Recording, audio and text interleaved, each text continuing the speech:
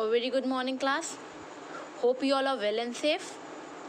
So, today we're going to discuss with chapter number 6, that is life process of your science subject. Now, life processes. If we'll talk about the chapter's title, what do you mean by life processes? देखिए, life मतलब होता है आपका जीवन और processes मतलब होता है प्रक्रिया, मतलब आपके जीवन जीने की प्रक्रिया या आपके लाइफ को जीने के लिए जो प्रोसीजर वे होता है या प्रोसीजर स्टेप्स होते हैं, किस तरीके से आपको अपनी लाइफ जीना है.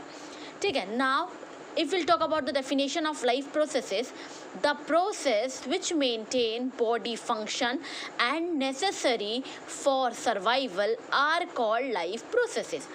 ऐसी प्रोसेस जो हमारे बॉडी फंक्शंस को क्या करती है, मेंटेन करती है और हमारे लिए बहुत ज़रूरी होती है जीने के लिए, ऐसी प्रोसेसेस को क्या कहते हैं हम, लाइफ प्रोसेस. मतलब ऐसी हमारे जीवन जीने के लिए, हमारी बॉडी को फंक्शन करने के लिए बहुत सारे नंबर ऑफ स्टेप्स या नंबर ऑफ प्रोसेस की ज़रूरत होती है और ऐसे प्रोसेसेस को हम लाइफ प्रोसेस कहते हैं. बिना लाइफ प्रोसेसेस के हमारी लाइफ पॉसिबल नहीं है.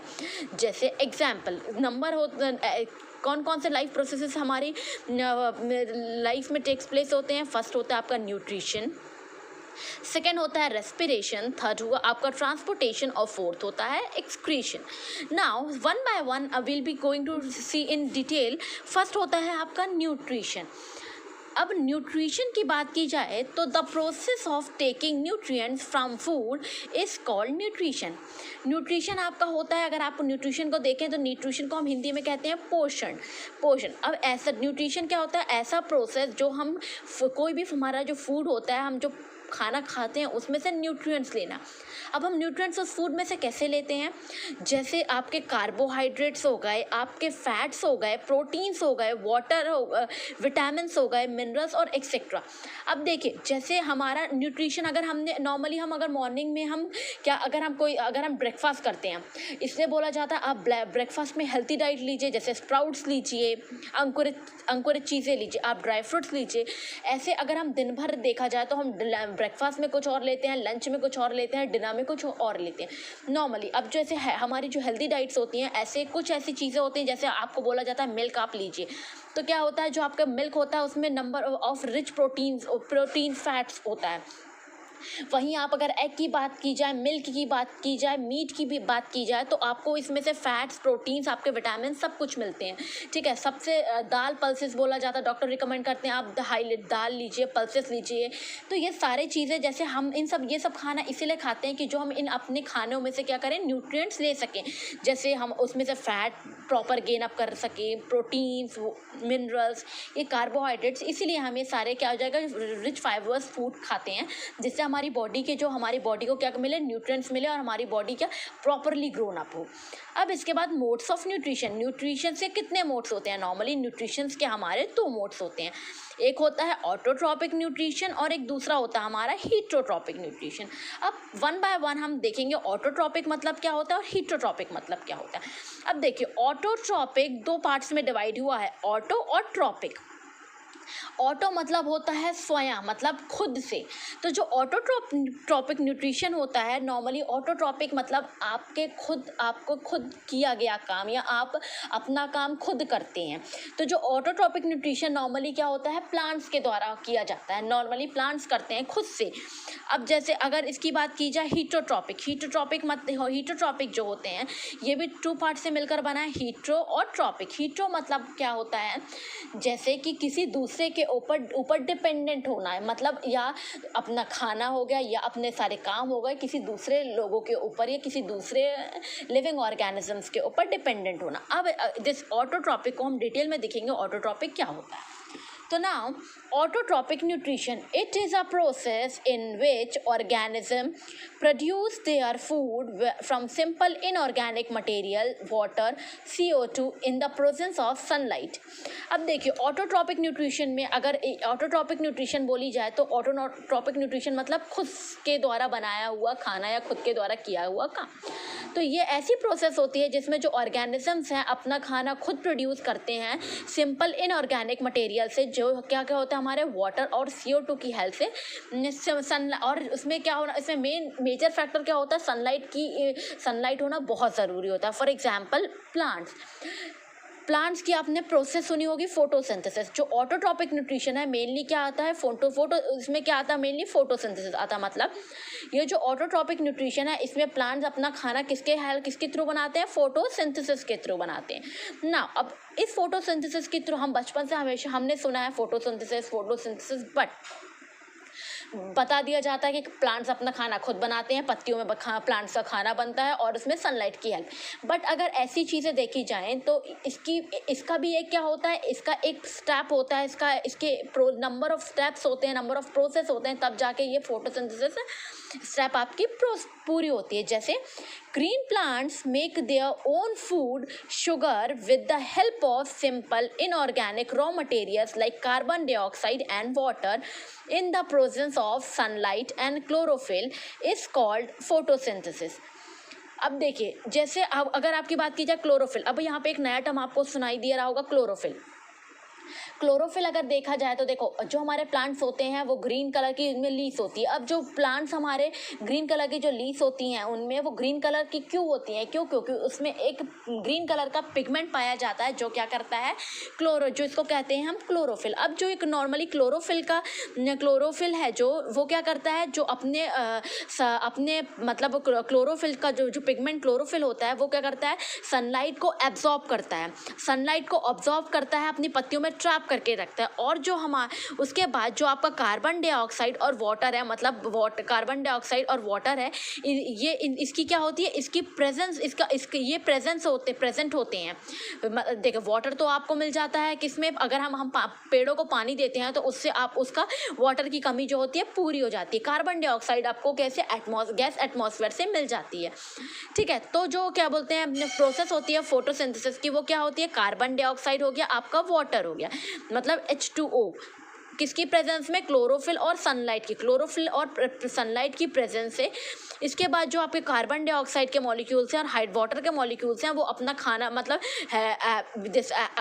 सनलाइट एब्जॉर्ब ट्रैप करते हैं। उसके बाद ये जो मॉलिक्यूल्स हैं कार्बन डाइऑक्साइड के मॉलिक्यूल्स हैं और वाटर के मॉलिक्यूल्स हैं, ये आपस में क्या करते हैं, ब्रेक होने के बाद अपने किस चीज़ से बन जाते हैं, मतलब C6H12O6 किसके फॉर्म में बन जाते हैं, ग्लूकोज में, वाटर और ऑक्सीजन। मतलब आपका कार्बन डाइऑक्साइड और वाटर क्या होता है, रिएक्ट होते हैं in the presence of sunlight, और वो आपको रिएक्टेंट्स के, अब उसको क्या मिलता है, आपको ग्लूकोज मिलता है, वाटर मिलता है और ऑक्सीजन मिलता है। मतलब जो ये फोटोसिंथेसिस की प्रोसेस है, ये जो प्लांट्स होते हैं कार्बन डाइऑक्साइड और वाटर की हेल्प से अपना खाना बनाते हैं, और उनके खाने के रूप में हमको ग्लूकोज, वाटर और ऑक्सीजन क्या मिलता है। अब देखो, वाटर यहाँ से मिल गया तुम्हें, और इसके बाद क्या होगा, तुम्हारा ऑक्सीजन तुम्हें यहाँ से मिल गया। इसके बाद तुम्हारा ये जो C6H12, इससे हम क्या करेंगे, हमने अपने रिएक्शन को क्या किया, बैलेंस करने के बाद हमें क्या मिला, C6 मिला, H12 और O6, जो इसके फॉर्म में क्या होता है, ग्लूकोज, और ये सिंपल शुगर के फॉर्म में। The following events occur during this process. अब इस जैसे आपकी फोटोसिंथेसिस प्रोसेस होती है तो हमारे कौन कौन से इवेंट्स इसमें प्रोसेस, मतलब क्या कौन कौन से इवेंट्स होते हैं। सबसे पहले absorption of light energy by chlorophyll. अभी मैंने आपको जैसे बताया, जो आपका क्लोरोफिल है, जो ग्रीन कलर का पिगमेंट होता है, वो क्या करता है, लाइट एनर्जी को क्या करता है, एब्जॉर्ब करता है। मतलब जो सनरेज होता है, सनलाइट होता है, उनको एब्जॉर्ब करता है, उसको ही हमें यहाँ पे लाइट एनर्जी कहा गया। अब उसके बाद conversion of light energy into chemical energy. अब इसके बाद जैसे ही वो सनलाइट को क्या करता है, एब्जॉर्ब करता है, दूसरा क्या करता है, जो सनलाइट उसने एब्जॉर्ब करता है वो उसको क्या करता है, कन्वर्ट करता है किसमें, केमिकल एनर्जी में। मतलब जो आपके वाटर के, मतलब हाँ, आपके जो वाटर के बॉन्ड्स होते हैं, मतलब हाइड्रोजन और ऑक्सीजन, ये क्या करते हैं, इसको क्या करता है, इसकी हेल्प से आपकी लाइट एनर्जी को केमिकल एनर्जी में क्या करता है, वो कन्वर्ट करता है। इसके बाद splitting of water molecules into hydrogen and oxygen. देखिए, इसको जैसे जहाँ मैंने इसको बताया कि लाइट एनर्जी को केमिकल एनर्जी में कन्वर्ट करता है रिएक्टेंट करके क्लोरोफिल और सनलाइट की हेल्प से। तो अब इसके बाद जो आपके वाटर मॉलिक्यूल्स हैं, मतलब वाटर के मॉलिक्यूल्स हैं हाइड्रोजन और ऑक्सीजन, H2O है, तो जो आपके हाइड्रोजन के मॉलिक्यूल्स हैं और ऑक्सीजन को क्या करता है, स्प्लिट करता है, मतलब अलग अलग कर देता है। फिर reduction of carbon dioxide to carbohydrates, और इसके बाद जो आपके ये कार्बन डाइऑक्साइड है, इसको क्या करता है, कार्बोहाइड्रेट्स या ग्लूकोज में क्या करता है, आपको रिडक्ट करता है, रिडक्शन करके हमें देता है। अब इसके बाद हमारा सेकंड टॉपिक आता है, कौन सा आता है हमारा, हीटरोट्रॉपिक न्यूट्रिशन। अब हीटरोट्रॉपिक न्यूट्रिशन में देखते हैं हम, in this organism depends upon other organisms for food to survive. इसमें क्या होता है, ये जो हीटरोट्रॉपिक न्यूट्रिशन होता है, हीटरोट्रॉपिक जो न्यूट्रिशन होता है, इस न्यूट्रिशन में जो हमारे ऑर्गेनिजम्स होते हैं वो अपने खाने या अपने फूड के लिए किसी दूसरे ऑर्गेनिजम्स या दूसरी चीज़ों पे क्या करते हैं, सर्वाइव करते हैं, मतलब डिपेंड होते हैं, अपना जीवन जीने के लिए क्या करते हैं, दूसरे ऑर्गेनिजम्स पर डिपेंड होते हैं, जैसे ह्यूमन बींग्स, अमीबा और एक्सेट्रा।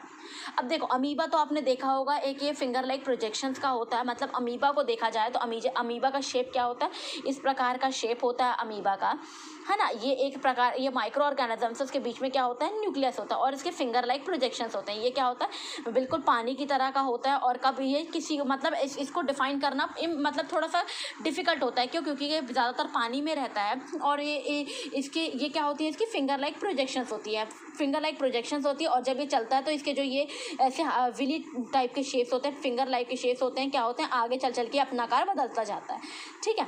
अब इसके बाद ह्यूमन बींग्स की अगर बात की जाए तो नॉर्मली हम ह्यूमन बींग्स हैं, तो हम क्या करते हैं, अपने खाने के ऊपर दूसरे पर डिपेंड होते हैं। जैसे हम ऐसा तो नहीं है कि हम अपना खाना, जैसे अगर वेज है, अगर नॉन वेज है, अगर नॉन वेज की बात की जाए तो वो अपना पूरा खाना किसके ऊपर, फ्लैश के ऊपर डिपेंड होता है, मतलब एनिमल्स के ऊपर डिपेंड करता है, ठीक है। अगर वेज की बात की जाए तो जो वेजिटेरियंस होते हैं वो भी किसी दूसरे के ऊपर डिपेंड होते हैं। फॉर एग्जांपल हम किसके ऊपर, हम अपने पूरा वेजिटेबल्स के ऊपर डिपेंडेंट होते हैं, ठीक है। हम पूरा पल्सेस वगैरह इसके ऊपर डिपेंडेंट रहते हैं, मतलब हम ऐसा नहीं कि हम खुद बना रहे हैं, हम कोई रिएक्शन कर रहे हैं उसके बाद हमारा खाना बन रहा है, लाइक प्लांट्स। अब अगर इसके टाइप्स देखे जाएँ हीटरोट्रॉपिक के, तो इसमें क्या होता है, सैप्रोफाइट्स न्यूट्रिशन, पैरासिटिक न्यूट्रिशन और होलोजोइक न्यूट्रिशन। इसको जो हीटरोट्रॉपिक न्यूट्रिशन को, इसको 3 पार्ट में हम डिवाइड किया गया है। पहला होता है सैप्रोफिटिक न्यूट्रिशन या saprophytes nutrition, the mode of nutrition in which organism obtain food from dead and decaying organic matter.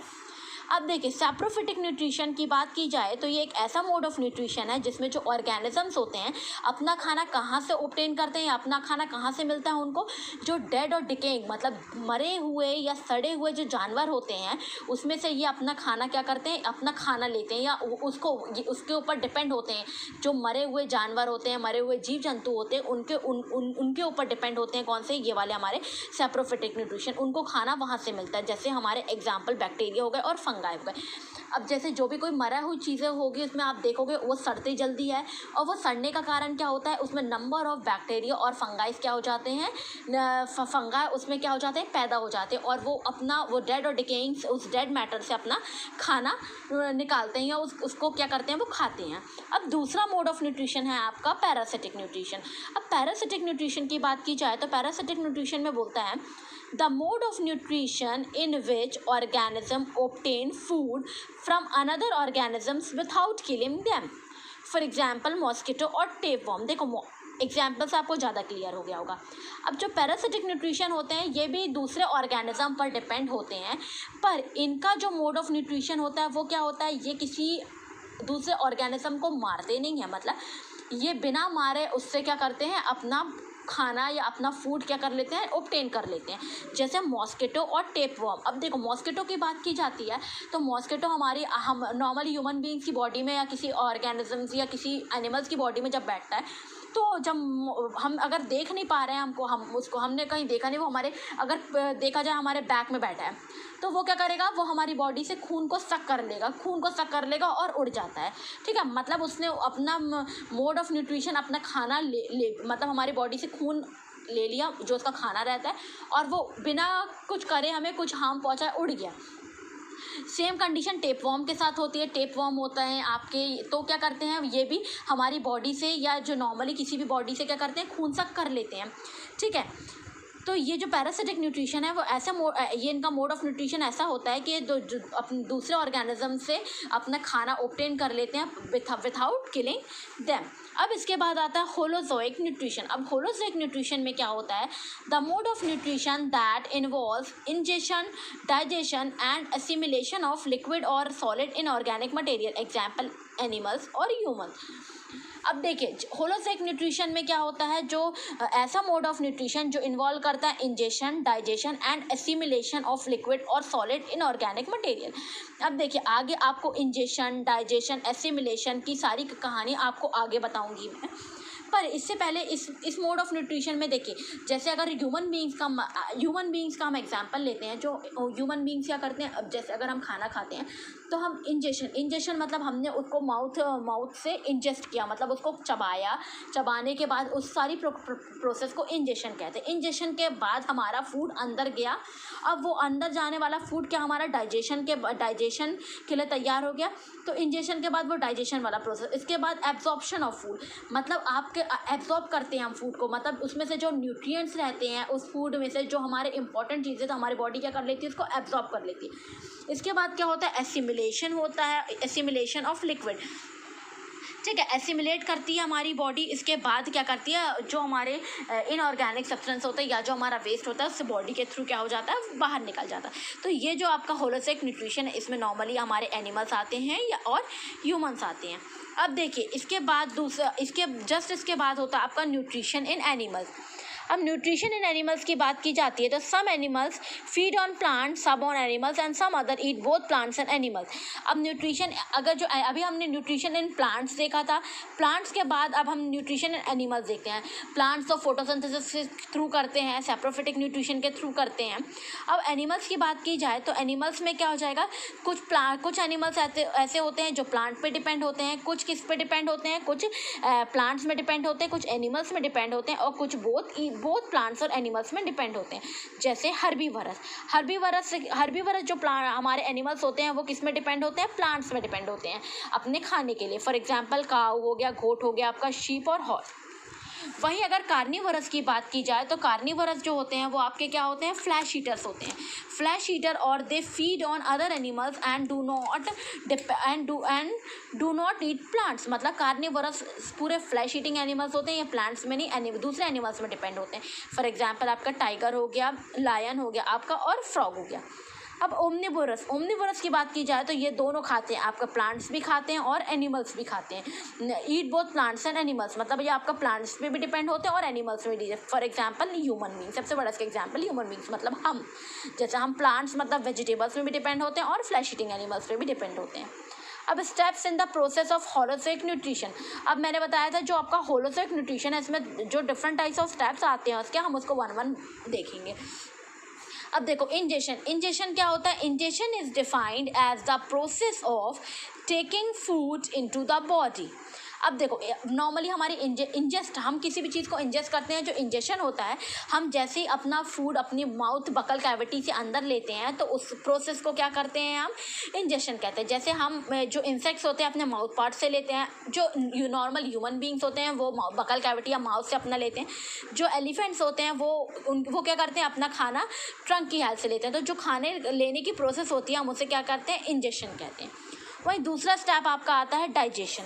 अब डाइजेशन क्या होता है, the process in which complex larger and insoluble food particles are converted into simpler smaller and soluble molecules with the help of digestive enzyme is known as digestion. अब देखिए जो हमारा food होता है, जैसे हमने अगर हम फॉर एग्जांपल चपातीस अगर आप खाते हैं तो चपातीस को हम उसको छोटे छोटे बाइट्स में खाते हैं। बाइट्स में भी खाने के बाद ऐसा तो नहीं है वो बाइट अगर डायरेक्ट आपकी बॉडी में चले जाएगा तो वो डाइजेस्ट कैसे होगा। इसीलिए जैसे हम अपना फूड इंजेस्ट करते हैं, हम बकल कैविटी से अंदर लेते हैं तो क्या होता है, जो आपके टीथ रहते हैं, च्यूइंग पार्ट्स होते हैं, वो क्या करते हैं, खाने को क्या करते हैं, चबाते हैं। चबाने के बाद जो आपका खाना रहता है वो छोटे छोटे पार्ट्स में डिवाइड होकर आपके माउथ ईसोफेगस या फूड पाइप के थ्रू क्या करता है, धीरे धीरे आपके गट्स से क्या करता है, आपके स्टमक में जाता है। अब जैसे ही आपके स्टमक में जाता है फूड तो वो क्या करता है, अब आपकी बॉडी को डाइजेस्ट करेगी इसको। अब जो डाइजेशन का प्रोसेस होता है तो जो डाइजेशन की जो आपके, अब देखिए जो आपका मॉलिक्यूल फूड का मॉलिक्यूल्स है ये इस तरीके का है। मतलब अगर आप एक रोटी को दे रहे हो, समझ लो इतनी बड़ी रोटी है, उसको अपने छोटे छोटे पार्ट्स में चू अप कर ले। चू अप करने के बाद आपकी आपकी जो रोटी है इस पार्ट्स में ऐसे डिवाइड हो गई, मतलब ये आपके ऐसे ऐसे मॉलिक्यूल्स में डिवाइड हो गई। ये आपका क्या हो गया, आपका कॉम्प्लेक्स लार्जर इनसॉल्युबल मटेरियल होगा। इसके बाद जब आपके पेट में जाता है खाना तो वो क्या करता है, उसको ऐसे छोटे छोटे पार्ट्स में सिंपल स्मॉलर मॉलिक्यूल्स, फूड के मॉलिक्यूल्स में क्या करता है, तोड़ देता है, जो जिससे क्या करे आपके डाइजेशन की प्रक्रिया, डाइजेशन की प्रोसेस क्या हो जाए, बहुत आसानी से हो जाए। मतलब अगर यही चीज़ आपकी इतना कॉम्प्लिकेटेड वे में जा रहा था तो इसको डाइजेस्ट होने में क्या करती, देर लगती। इसीलिए वो जो डाइजेशन की प्रोसेस उसने आपके खाने को क्या कर दिया, छोटे छोटे पार्टिकल्स में डिवाइड कर दिया, जो जिससे कि जो आपका खाना है वो क्या हो जाए, ईजिली डाइजेस्ट हो जाए। अब इसके बाद एसिमिलेशन की बात की जाती है तो utilisation of absorbed food in the body is called assimilation. This food may be utilise to provide energy for growth, development and repair etcetera. अब इसके बाद एक और प्रोसेस, इससे पहले आपकी एक और प्रोसेस आती है एब्जॉर्प्शन, है ना। This is a very normal process, so I didn't, you all know, you all have heard about this. Absorption की प्रोसेस आती है तो जब आपका डाइजेशन प्रोसेस होता है, जब आपका फूड डाइजेस्ट होने के लिए सिंपल मॉलिक्यूल्स में टूटता है, तो जो मॉलिक्यूल्स होते हैं उसमें से क्या करता है, जैसे अगर ये सिंपल मॉलिक्यूल्स में टूटा है आपका खाना, तो इस सिंपल मॉलिक्यूल्स में से आपका जो बॉडी है वो क्या करती है, फूड को एब्जॉर्ब करती है। मतलब इसमें कितना प्रकार का फैट था, विटामिन था, प्रोटीन्स था, कितना वाटर था, ये जो इसके काम की चीज़ होती है आपकी बॉडी क्या करती है, इस फूड में से एब्जॉर्ब करती है। एब्जॉर्ब करने के बाद दूसरा प्रोसेस आता, इसके बाद वाला प्रोसेस आता है आपका एसिमिलेशन। अब एसिमिलेशन करने के बाद जब आपने उसने क्या करा, आपकी बॉडी ने प्रोटीन, फैट, विटामिन, कार्बोहाइड्रेट सारे गेन अप कर लिए एब्जॉर्प्शन से। इसके बाद जो एसिमिलेशन आता है वो क्या करता है, ये जो आपका एब्जॉर्ब किया हुआ फूड है उसको क्या करता है, यूटिलाइज करता है।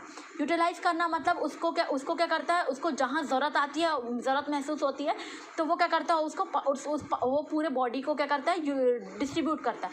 अब डिस्ट्रीब्यूट किस फॉर्म में करता है, एनर्जी के फॉर्म में करता है।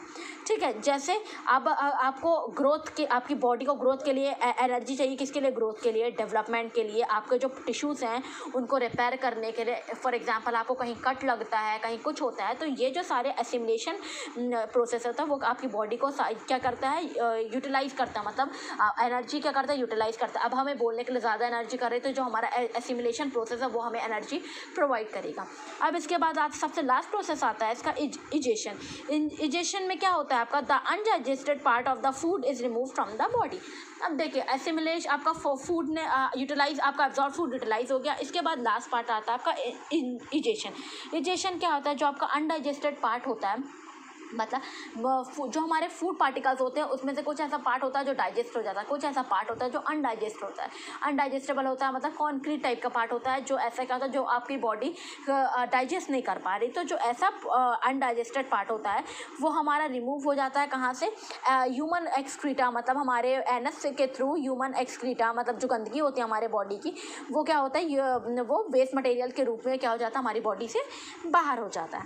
अब इसके बाद आता है हमारा न्यूट्रिशन इन ह्यूमंस। अब न्यूट्रिशन इन प्लांट्स देख लिया हमने, न्यूट्रिशन इन एनिमल्स देख लिया, अब न्यूट्रिशन इन ह्यूमंस की बात की जाती है। अब जो न्यूट्रिशन इन ह्यूमंस में सबसे पहला आता है आपका पॉइंट होता है माउथ के थ्रू हम क्या करते हैं, अपना फूड इनटेक करते हैं। हमारी जो इनटेक प्रोसीजर होती है माउथ या बकल कैविटी से होती है। इसके बाद दूसरा प्रोसेस होता है आपका टीथ। जो टीथ होते हैं आपके, वो क्या करते हैं, आपके जो फूड होते हैं उसको सिंपल पार्टिकल्स में क्या करते हैं, तोड़ते हैं या ब्रेक करते हैं। इसके बाद टंग का प्रोसीजर क्या होता है, testing and rolling the food. अब जैसे हमने खाना खाया, मतलब बकल कैविटी से हमारे टीथ च्यू अप कर रहे हैं, तो जो हमारे टंग हो वो तो सबसे पहले टेस्ट बड्स होते हैं, उसमें टेस्ट करने का काम होती है। और जो हमारे जो फूड होता है उसको क्या करती है, रोल करती है। मतलब यहाँ से वहाँ से with the help of tongue की जगह हम अपने फूड को रोल करते हैं। अब इसके बाद हमारा आता है salivary glands. Produce saliva. Saliva contains enzymes, salivary amylase, ptyalin that break down starch food to simple sugar. अब इसके बाद जो हमारा फूड होता है वो आपको मालूम है, हमारा जो फूड होता है हमारे खाने के बाद वो स्टार्च के रूप में फॉर्म होता है, स्टार्च के रूप में टूटता है। और जो हमारी बॉडी में, अब ऐसा नहीं कि जो हमने खाना खाया वो हमारे, जो हमने अगर सब्ज़ी रोटी खाई है तो वो हमारे पूरी बॉडी में सब्ज़ी रोटी यहाँ वहाँ दौड़ रही, ऐसा कभी नहीं होता। जो हमारा बॉडी होती है वो क्या करती है, हमारी देखिए जब भी आप बीमार होते हैं तो डॉक्टर हमेशा आपको ग्लूकोज बोलता है, आप ग्लूकोज की बॉटल्स आपको ड्रिप के थ्रू आपको आपकी बॉडी में दी जाती है। क्यों? क्योंकि जो हमारा बॉडी होता है वो नॉर्मली जो हमारी बॉडी में एनर्जी होती है वो पूरा फॉर्म क्या होता है, ग्लूकोज के फॉर्म में क्या होता है, हमारी बॉडी में एनर्जी वर्कअप करती रहती है। तो जो हमारी सलाइवरी ग्लैंड्स हैं वो सलाइवा को अगर हिंदी में कहा जाए तो थूक या लार जो होती है हमारी थूक होता है, उसके बिना आप खाना डाइजेस्ट नहीं कर सकते, मतलब आपका खाना अंदर ही नहीं जाएगा।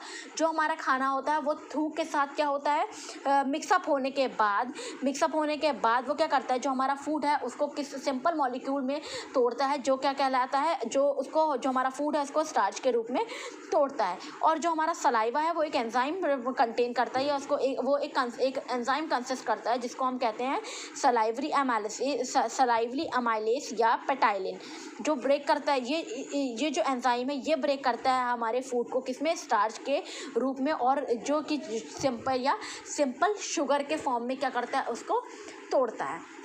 देखिए, starch plus salivary amylase is equals to sugar या ग्लूकोज। जो हमारा थूक होता है उसमें क्या जो हमारा थूक होता है सलाइवा, है ना, और जो हमारे फूड को क्या करता है, स्टार्च के रूप में फॉर्म करता है। ये जो हमारे सलाइवरी अमाइलेज है, मतलब जो हमारे सलाइवरी ग्लैंड्स हैं, ये एक एंजाइम